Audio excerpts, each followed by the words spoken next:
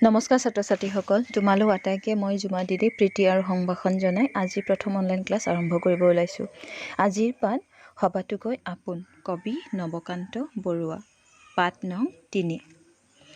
আহা তেন্তে আমি কবিতাটি পঢ়োঁ।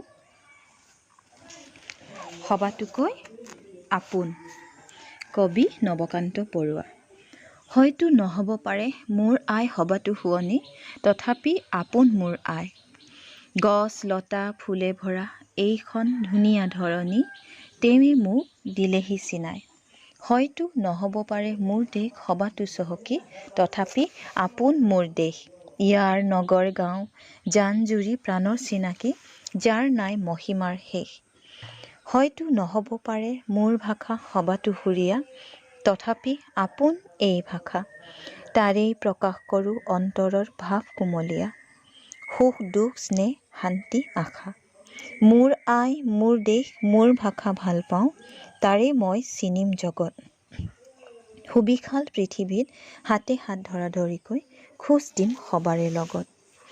এতিয়া আমি কবিতাটিৰ জৰিয়তে কবি নৱকান্ত বৰুৱাদেৱে কি ভাৱ প্ৰকাশ কৰিব বিচাৰিছে সেয়া জানো।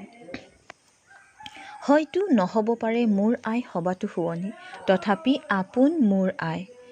গছ লতা ফুলে ভৰা এইখন ধুনীয়া ধৰণী, তেৱে মোক দিলেহি চিনাই। ইয়াত আই শব্দটিৰ জৰিয়তে কবিয়ে দুটা অৰ্থ প্ৰকাশ কৰিছে। এটা হ'ল নিজৰ মাতৃৰ কথা, লগতে দেশমাতৃৰ কথা।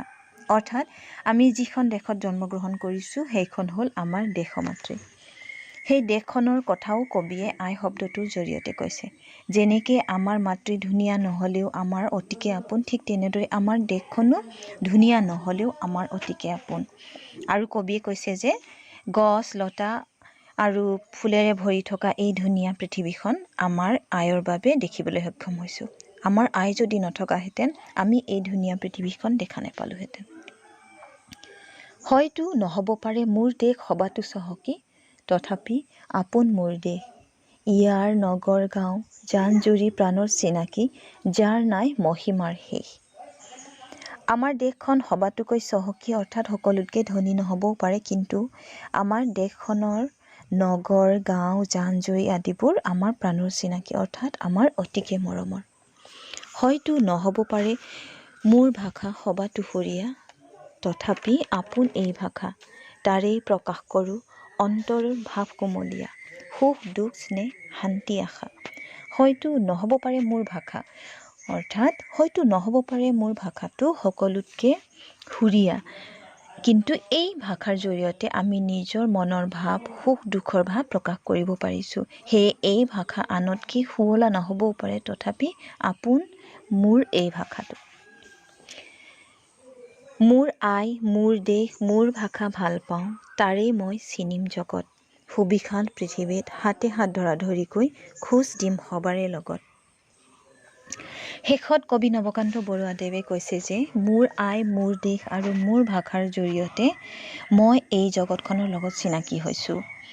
এই বিশাল পৃথিৱীখনত হাতে হাত ধৰা ধৰিকৈ তথা সকলোৰে লগত খোজত খোজ মিলাই আগবাঢ়ি যাব পাৰিছোঁ।